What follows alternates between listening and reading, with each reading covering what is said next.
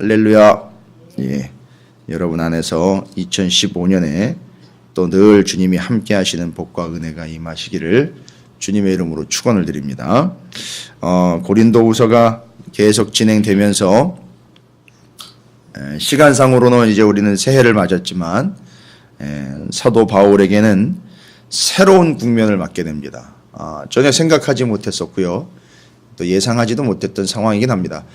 바라는 거는 있었습니다. 분명히 사도 바울은 고린도 교회가 자신들의 영적 심각한 상태를 빨리 깨닫고 원래 돌아와야 될 자리, 또 본질적인 것과 말씀의 진리의 근본적인 것으로 돌아오기를 바라서 참 무던히도 애를 썼습니다. 오늘 2장 1절부터 11절에는 세세하게 그 내용을 적지는 않고 있습니다만 이 2장 1절부터 11절까지는 좀 눈여겨서 차분히 좀 천천히 곰씹으면서 말씀을 살펴야 되는 게 2장 1절부터 11절까지의 내용에 보면 고린도 교회에 뭔가 변화가 왔다라는 것을 지금 알 수 있습니다. 사도 바울은 그것 때문에 상당히 애를 쓴 것에 비하면 여기 기록한 내용으로 보면 상당히 자제를 하고 있는 걸 알 수 있어요. 제가 잠깐 또 다시 설명을 좀 드리면 여러분께서 아시다시피 고린도 전서의 내용을 보면 이 고린도 교회가 얼마나 심각한 상황이었는지를 알 수 있고요. 사도 바울이 고린도 전서를 적어 보낸 것이 어떻게 보면 효과가 없는 듯 보인 것 같아요. 그러니까 고린도 전서를 기록을 해서 보냈는데 그 기록한 말씀대로 다 따르더이다. 또 그 기록한 말씀대로 다 지켜 행하더이다. 이런 반응이나 이런 소식이 바로 온 것이 아니에요. 그러면서 중간에 무슨 일이 있었느냐 하면 이상한 일이 발생이 됐습니다. 그 고린도 교회 사도 바울에 대해서 인정하지 않고 사도 바울에 대해서 또 이상한 소리들이 나오는 것 같습니다. 뭐 이런 얘기까지도 지금 겹치는 거예요. 그러다 보니까 사도 바울이 시간상으로 보면 고린도 전서를 써서 보내고 여전히 문제는 해결되지 아니했고 심지어는 사도 바울에 대해서 이상한 소리까지도 나오고 있다라는 얘기를 듣고는 기록은 안 돼 있습니다만 얼핏 정황을 보니까 언급되고 있는 말씀들의 내용상 사도 바울이 한 번 갔다 온 걸로 추정이 되고 있습니다. 자, 그러면서 한 번 갔다가 이들이 그 말씀과 그 잘못된 것들을 고치고 말씀대로 살고 말씀대로 돌아오는 것을 위하여 직접 아주 부랴부랴 서둘러서 원래는 지금 3차 선교 여행 중이기 때문에 에베소라는 동네에 있었습니다. 빠른 길을 선택을 해서 빨리 갔다가 그 문제들을 좀 해결을 해볼까 해서 부랴부랴 갔다 왔던 것 같습니다. 그런데 가봤더니 가가지고 이야기를 하려고 막상 그 고린도 교회에 들어가 성도들과 만나보니까 이거는 정말 상황이 아니었습니다. 뭐 이렇게 기쁘게 맞으면서 오셨냐고 또 그렇게 해서 우리가 이런 문제가 있으니까 바울께서 이런 문제들을 좀 해결해 주시고 또 저희들에게 영적으로 또 하나님 말씀에 대해서 좀 제대로 전해 주셔서 이런 문제를 좀 해결했으면 좋겠습니다. 뭐 이런 걸 이야기하는 것이 아니라 왜 왔느냐는 듯한 반응이었었어요. 엄청 상처를 받고 돌아왔습니다. 에베소로. 별로 효과가 없었던 방문이에요. 이게 이제 교회 역사에는 기록으로는 남지 않았는데 우리가 추정하고 있는 내용이에요. 그거 왜 기록으로 안 남겼느냐? 생각컨대 이제 그런 겁니다. 효과가 없었던 거죠. 그래서 기록으로 남기지 않았던 것 같습니다. 이제 성서학자들이나 역사학자들이 그렇게 추정을 합니다. 아마도 그것이 별로 효과가 없었던 방문이었기 때문에 기록을 하지 않았던 것 같다. 근데 사도 바울이 그렇게 방문을 하고 난 다음에 갔다 와 보니까 더 심각한 거를 지금 알게 된 거예요. 그러다 보니 사도 바울이 포기를 한 것이 아니라 갔다 오고 난 다음에 이 무너지는 가슴을 쓸어 안으면서 눈물을 흘리면서 한번 이제 눈물의 편지라고 불리우는 괴로움이 묻어나고 안타까움이 묻어나는 너무너무나 그 가슴이 저려 있는 그 눈물의 편지라고 일컬어지고 있는 편지를 한 번 또 써보냅니다. 그거는 추정이 가능해요. 그게 바로 이제 오늘 고린도후서 2장 4절에 나와 있습니다. 여러분께 제가 배경 설명을 조금 드린 것이 아마 고린도전서와 고린도후서 2장 4절 사이에 있었던 일로 추정을 하시면 될 것 같습니다. 그래서 지금 여러분이 2장 4절 말씀을 잠깐만 보시면 내가 마음에 큰 눌림과 걱정이 있어 왜냐하면 거기 갔다 와서 보고 오니 또 그런 심한 일들을 겪어보니 이건 참 여간 걱정되는 일이 아니라는 걸 알 수 있죠. 고린도 교회 상황들이 심각하다는 걸 알 수 있습니다. 4절에 그래서 내가 마음에 큰 눌림과 걱정이 있어 많은 눈물로 너희에게 썼노니 라고 이야기를 하고 있습니다. 고린도 후서를 이 눈물로 쓴 것이 아니라 이 고린도 후서는 이제 그런 문제들이 해결이 되고 난 다음에 쓴 거예요. 그러니까 해결되기 전에 이미 눈물을 흘리면서 썼던 간절한 편지, 하나님의 말씀의 내용이 뭔가 있었던 거예요. 근데 이거를 이제 성서학자들이나 일반적으로는 고린도 후서의 10장부터 13장까지의 내용이 그 편지의 내용이 아니냐 이렇게 얘기를 하고 있습니다. 그거 이제 읽어보면은 거기에 나중엔 정리를 한 내용이긴 하지만 그때 그렇게 가슴을 치며 눈물을 흘리며 써보냈던 그 애절한 내용이 10장부터 13장까지의 내용이 바로 그 눈물로써 썼던 편지의 내용일 거다라고 그렇게 또 추측을 하고 있습니다.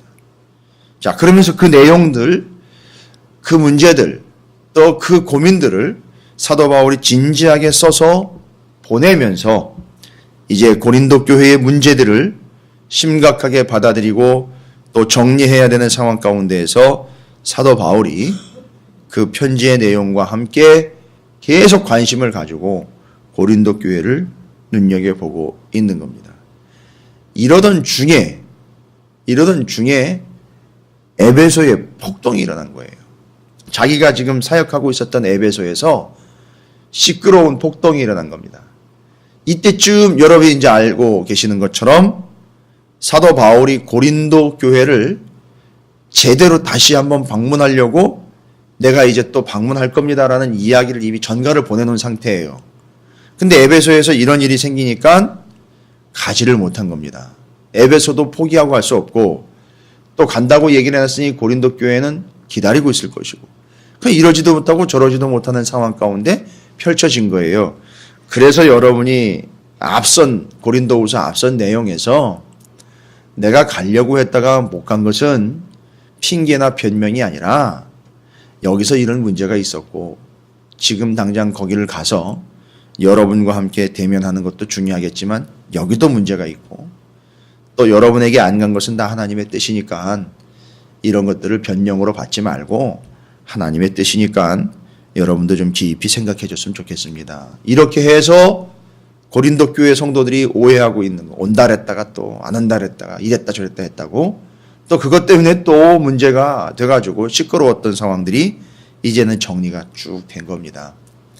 자, 이제 이런 배경적인 상황 하에서 이런 시간의 흐름 속에서 에베소에서 폭동도 일어났었고 문제들이 정리가 되면서 사도 바울이 거기서 사역을 계속 감당하는데 이제 고린도후서 2장 1절부터 11절까지의 내용이 이제 어떤 내용을 근거로 하고 있는지를 잠깐 말씀을 드리면 이제 그런 어려운 일들을 다 겪으면서 고린도 교회의 심각한 문제들이 해결될 기미가 안 보이는 것처럼 보여 마음이 막 무너지고 있고 힘들어지고 있는데 소식이 들려온 거예요.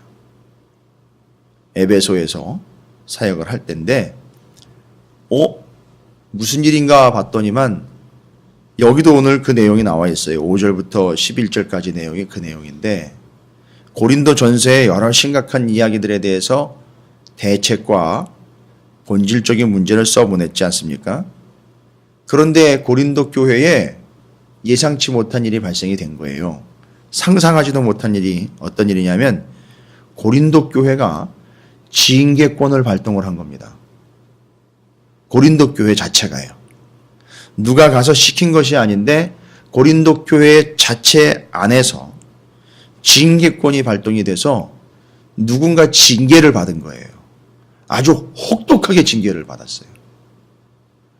그래서 누가 징계를 받은 것인가? 추측건데요. 고린도 교회의 그 심각한 문제를 일으켰던 사람들이 한둘이 아니지 않습니까? 여러분이 아시다시피 음행했던 자들, 파벌을 만들었던 자들, 여러 가지로 아주 복잡한 문제, 영적인 은사들 때문에 심각한 문제를 일으켰던 이들이 여럿이 있는데 이 중에 하나였던 것 같아요. 아주 심각한 문제. 혹자는 음란을 저질렀던, 심지어는 자기 아버지가 새로 장가를 가서 새로 결혼을 하게 된 새어머니와 이 성적인 문란함을 일으켰던 그가 아니겠는가? 혹시 성적으로 문제를 일으켰던 그런 부류들이 아니었는가 싶고 추측을 합니다만 어쨌든 그런 문제들을 그들이 징계를 통해서 아주 혹독하게 정리를 했고 제대로 처리를 했다는 소리가 들어온 거예요. 아, 이 사도 바울이 이제 그 소리를 듣고 여러분이 지금 함께 저와 나누고 있는 2장 1절부터 11절까지의 내용이 그 내용을 전제로 하여 기록을 한 겁니다. 이런 상황을 여러분이 이해한다 생각을 하시고 5절부터 11절까지를 다시 한번 보시면 여기 배어 있는 내용들에 대해서 이해가 되시고 그러면서 그런 문제들을 어떻게 대처하는지에 대한 지침과 함께 더 큰 영적인 원리를 이제 여기서 끄집어내게 됩니다. 이게 대원칙입니다. 여기 5절부터 11절까지는 고린도 전서 13장이 담겨 있고요. 사도 바울의 믿음이 담겨 있고 그 문제들을 통한 근본적인 기독교의 진리가 여기 담겨 있어요. 그러니까 별거 아닌 것처럼 이 5절부터 11절짜리 그냥 넘어가 버리면 그냥 몇 마디 적고 심지어는 조언이나 몇 마디 하고 넘어간 것으로 착각할 수가 있는데 5절부터 11절에는요. 어마어마한 내용이 들어있는 거예요. 어마어마한 지나간 시간들이 다 함축이 되어 있는 거예요. 진리의 내용이 고린도 전서 13장의 내용이 여기 들어와 있어요. 그걸 전제로 지금 적고 있어요. 자, 그럼 여러분이 5절부터 11절까지를 다시 읽기 전에 이 정황을 잘 정리를 하시기 바랍니다. 그런 어려운 상황들을 겪으면서 고린도 전서를 써보내고 자기가 직접 가봤으나 되지 않았고 돌아와가지고 무너지는 마음으로 눈물의 편지를 보냈고 에베소에서는 폭동이 생기고 뭐 자기가 왜 이렇게 그들을 감싸면서 그들을 끝까지 책임져야 하나 이런 마음도 있었을 텐데 그런 고민과 아픔 속에서 그들이 고린도 교회의 성도들이 직접 그 문제를 일으킨 자를 징계했다는 거예요. 자, 이 상황까지. 근데 이 징계가 그냥 일상적이고 상식적인 수준에 가는 것이 아니라 아주 심하게 징계가 이루어졌어요. 말하자면 아예 잘라버렸다 이런 생각까지도 들 정도로 실제로 그런 것 같습니다. 자, 그런 상황이에요. 그런 상황에서 5절부터 11절까지를 보시면 그것이 어떻게 사도 바울이 처리를 하고 있는지를 여러분이 확인을 하실 수 있을 거예요. 거기 뭐라고 기록되어 있느냐 하면 5절부터 11절까지 내용입니다. 5절에 근심하게 한 자가 있었을지라도 나를 근심하게 한 것이 아니요 어느 정도 너희 모두를 근심하게 한 것이니 이건 이제 고린도 교회에 문제를 일으켰던 상황들에 대해서 이야기합니다. 어느 정도로 하면 내가 너무 지나치게 말하지 아니하려 함이라. 이 혹독하게 진행됐던 징계의 문제들에 대해서 지금 언급을 하고 있는 겁니다. 의식을 하고 얘기하는 거죠. 6절을 보니까 이제 그 내용이 정리가 됩니다. 이러한 사람은 많은 사람에게 벌 받는 것이 마땅하도다. 아, 그 문제를 일으켰던 그 사람 얘기하는 거예요. 심각한 문제를 일으켰던 그 사람, 많은 사람에게 벌 받는 것이 마땅하다. 이런 일이 일어났다는 거예요. 많은 사람에게 벌을 받았다니까 교회에서 그에게 벌을 준 거예요. 이게 뭐냐 하면 하나님이 벌을 준 게 아니라 교회에서 그 문제의 심각성에 책임을 묻고 교회의 방법으로 교회의 덕을 세우지 못한 결과 교회의 이름으로 치리가 들어갔는데 징계를 한 겁니다. 이게 마땅하다라는 얘기예요. 즉 그걸 언급하고 있는 거예요. 그러니까 지금 이 구절은요 상당히 중요한 구절이에요. 지금까지 고린도 교회가 전혀 한마디도 응답하거나 대응을 하거나 행한 바가 없어요. 그런데 이제 하나님의 말씀을 받은 그들이 이제 움직이기 시작한 거예요. 이제 움직여 뭘 하기 시작했느냐 하면 문제를 일으킨 장본인 당사자, 심각한 문제에 그 죄악을 버물렀던 그 사람을 징계한 거예요. 그런데 그냥 솜방망이 수준으로 처리를 한 것이 아니라 아주 확실하게 처리를 해버린 거예요. 잘라버렸습니다. 그렇죠. 이제 그 문제에 대해서 사도 바울이 이야기하는 겁니다. 마땅한 걸 잘했다는 얘기예요. 그리고 더 중요한 건 뭡니까? 고린도 교회가, 그 심각했던 그 교회가 하나님의 말씀에 이제 반응하기 시작했다는 거예요. 이제 와서 말씀에 반응하면서 이게 말씀에 의하면 아니라는 걸 알고는 징계로 들어갔다는 거예요. 그냥 단순히 징계했다라는 개념이 아니라 말씀에 순종하며 나아갔다라는 것이 이 본문이 가지고 있는 의미예요. 이 정황이 가지고 있는 의미입니다. 그래서 그들이 말씀대로 움직이기 시작했다. 6절 고린도 후서 2장 6절은 그런 의미가 있는 거예요. 죄송하지만 우리 가운데에도 말씀이 계속 선포되지만 말씀은 들은 걸로 끝나고 말씀대로 움직이지 않는 상황 가운데 있는 이들에 비하면 고린도 교회랑 비교했을 때 그보다 못하다고 보시면 돼요. 이제 말씀대로 움직인다 하지만 그들은 고린도 전서의 상황들을 다 인정하고 말씀 앞에 온전히 선 거예요. 이제 시작한 거예요. 그 썩어가고 있고 더러운 상황 가운데 세워져 있던 고린도 교회가 말씀에 반응하기 시작했다는 거예요. 이제 이 의미를 우리는 살피는 겁니다. 그래서 7절로 넘어가면서 그렇게 징계를 문제에 대해서 교회가 함께 심각한 문제성을 가지고 말씀대로 처리를 한 그 문제. 그래 이제 그 문제의 본인 당사자, 문제를 일으킨 그 사람은요 아주 혹독하게 치리를 받게 된 겁니다. 자, 이제 그 상황과 그 다음 스텝을 이야기하고 있어요. 7절에 그런즉 너희는 차라리 그를 용서하고 위로할 것이니 그가 너무 많은 근심에 잠길까 두려워하노라. 이건 누굴 얘기하는 거냐 하면 바로 그 문제를 일으킨 그 당사자를 이야기하는 거예요. 그러니까 지금 거기 말씀대로 이야기하면 이 문제를 일으킨 그 사람을 지금 사도 바울이 감싸주고 있는 듯한 인상을 받고 있습니다. 여러분 이건 감싸주는 것이 아니라 원칙을 이야기하는 겁니다. 만약 그 사람이 끝까지 정신을 못 차리고 계속 자신이 잘못한 것을 인정하지 않고 변명을 한다거나 얼렁뚱땅 넘어가려고 하고 있다면 그건 문제가 되지만 잘 보시면 그가 무엇인가 그 근거라든지 그나마 그 문제를 일으킨 사람에 대해서 소망을 갖고 있는 것은 뭐냐 하면 그 사람의 혹시 마음 가운데나 징계를 받아들이는 자세를 통해서 희망이 있다면 바로 뭘 이야기하고 있죠? 그를 용서하고 위로하라라고 나와 있어요. 이건 무조건 용서하고 위로하가 아니에요. 징계 뒤에 온 겁니다. 징계를 받은 그를 그 죄값에 의해서 그 문제를 치른 값에 의해서 징계를 받았고 그 사람의 반응을 보자 이거예요. 받아들이고 인정하면 용서하고 위로를 하라는 거죠. 그리고 그가 너무 많은 근심에 잠길까 두려워하느라. 이 근심에 잠길까라는 말은요 밑에 주석에 달려 있습니다만 삼키울까라는 거예요. 그러다가 아예 이 사람이 그냥 믿음에서 떨어져 나가고 구원받지 못한 자가 되지나 않을까라는 거예요. 그러니까 사도 바울의 이야기는 바로 요거예요.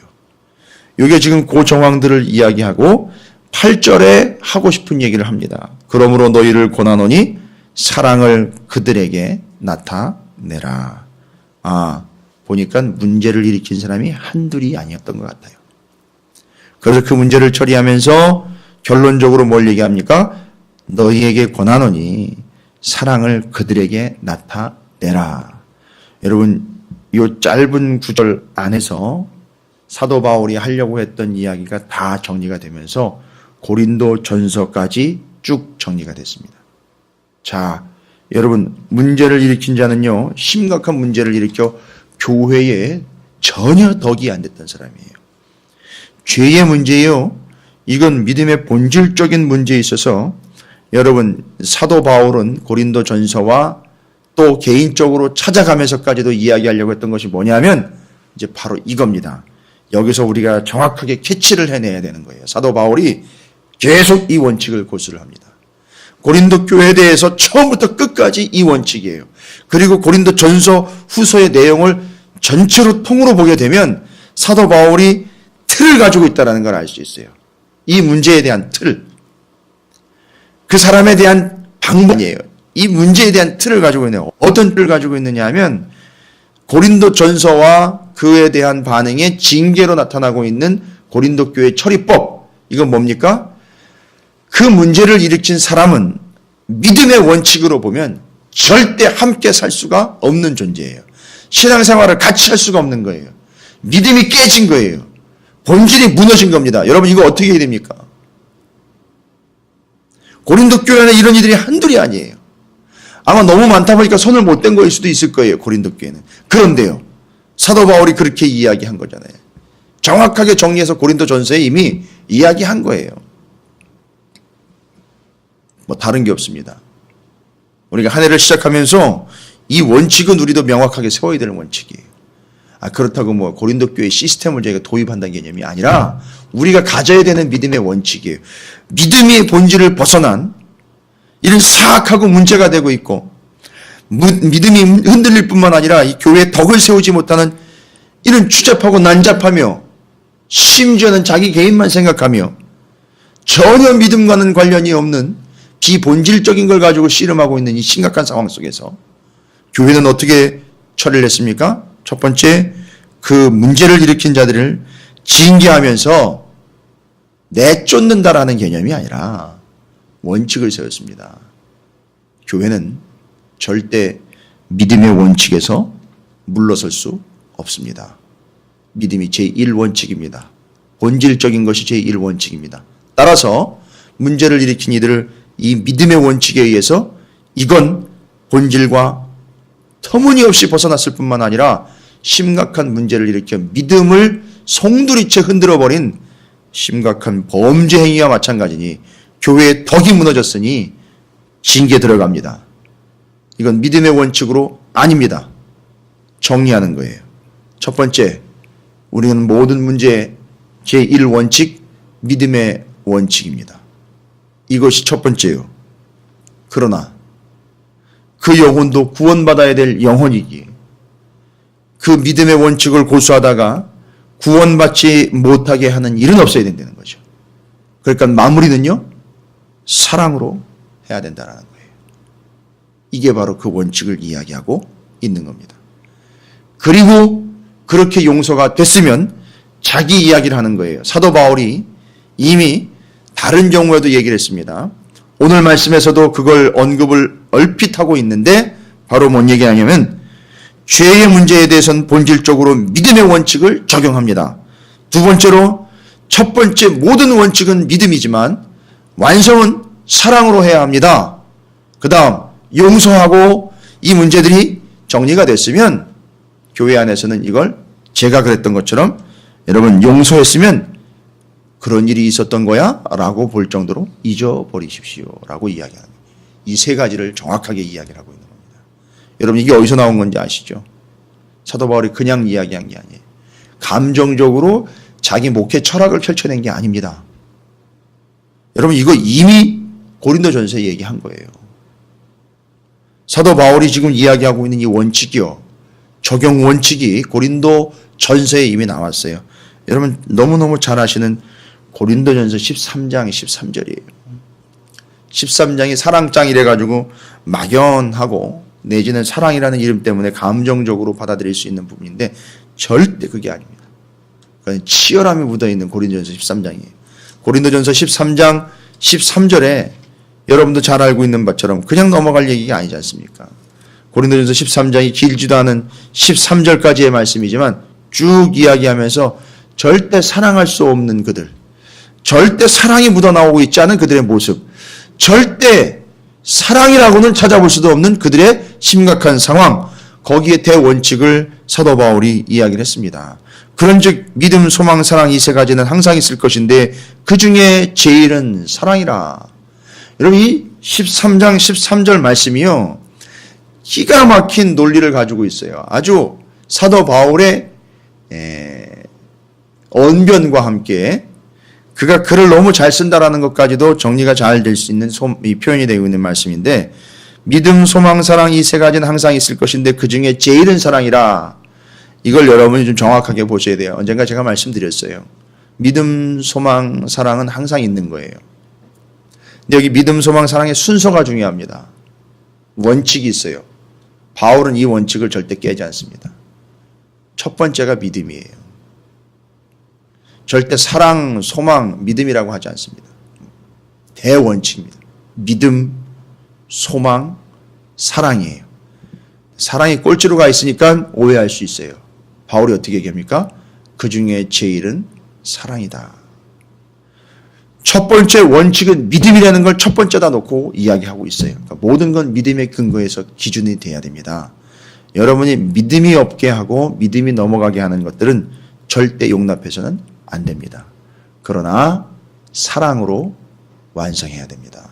라는 걸 이야기하고 있는 게 고린도전서 13장 13절이고요.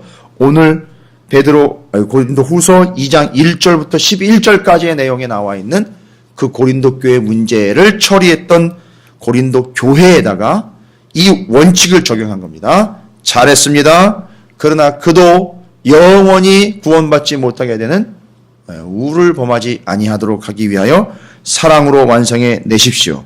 또한 그렇게 용서를 했으면 잊어버리십시오. 이유는요, 너희가 구절에 범사에 순종하든지 그 증거를 알고자 하여 내가 이것을 너희에게 썼노라.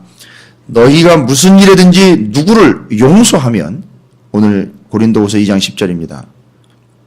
나도 그리하고 내가 만일 용서한 일이 있으면 용서한 그것은 너희를 위하여 그리스도 앞에서 한 것이니 사람한테는 어느 근거도 없습니다. 예수님 앞에서 이 일들은 다 진행된 거니까 뭘 얘기하는 거예요? 너희가 예수님에게 그렇게 용서받은 거다. 그러니까 여러분이 그를 용서한 것 따지지 마십시오. 그냥 잊어버리십시오. 라는 거예요. 11절에 이는 우리로 사탄에게 속지 않게 하려 함이라. 우리는 그 계책을 알지 못하는 바가 아니로라. 잘못하다간 계속 잘못한 거 이야기하고 누가 용서했네 이야기하다가 사단에게 넘어가는 수가 생기니까 절대 그렇게 하지 말아라. 그래서 지금 사탄을 이기는 유일한 방법으로 또한 믿음의 원칙과 사랑의 완성으로서 이 문제를 정리를 하고 있다는 거예요. 여러분 이게 교회의 성도의 지도자들의 대원칙으로 지금 기억되고 있는 아주 중요한 본질의 내용을 고린도 전서 후서 2장까지의 내용들로 여기서 일단락을 한번 짚고 가는 거예요. 자, 이제 고린도 교회의 문제들이 해결되기 시작을 합니다. 이건 어떻게 보면 이 원칙을 끝까지 지켰던 사도 바울과 그 뜻을 알았던 고린도 교회가 이 원칙을 받아들인 결과라고 저는 믿습니다. 이건 교회가 지켜야 되는 거예요. 사도 바울이 정확하게 얘기했습니다. 믿음, 소망, 사랑 이 세 가지는 항상 있을 것인데 그 중에 제일은 사랑이라. 여러분 원칙은 믿음이에요. 사랑부터 갖다 들이대는 순간 난장판 돼버리는 겁니다. 허접한 판이 돼버리는 거예요. 쓰레기 되는 겁니다. 믿음이에요. 우리를 구원하시기 위하여 사랑으로 오신 예수를 믿는 믿음이 우선이에요. 믿고 구원 얻는다라는 믿음이 우선이에요. 믿음을 해치는 것과 믿음을 혼란스럽게 하는 것들은 다 아닌 거예요. 그러나 다 잘라버림의 의미가 아니라는 거예요. 그도 구원받아야 되는 거예요. 그래서 사랑으로 완성해야 됩니다. 원칙은 믿음이요, 사랑으로 마무리하는 거예요. 그리고 우리는 주님 앞에 빚진 자이기 때문에 다 잊어버리려는 거예요.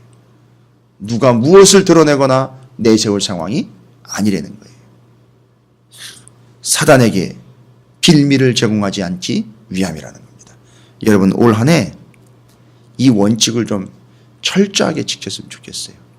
지인계가 있다 없다의 단순한 문제로 이 본문을 볼 것이 아니라 우리 그리스도인들과 교회는, 특히 저와 같은 지도자들은 이런 문제에 대해서 이 원칙을 성경적으로 정확하게 우리가 생각하면서 잊지 말아야 될 줄로 믿습니다. 이 명확한 원칙들을 올 한 해에도 여러분께서 지키고 또 보호하고 적용하는 복된 한 해가 되시기를 주님의 이름으로 축원을 드립니다.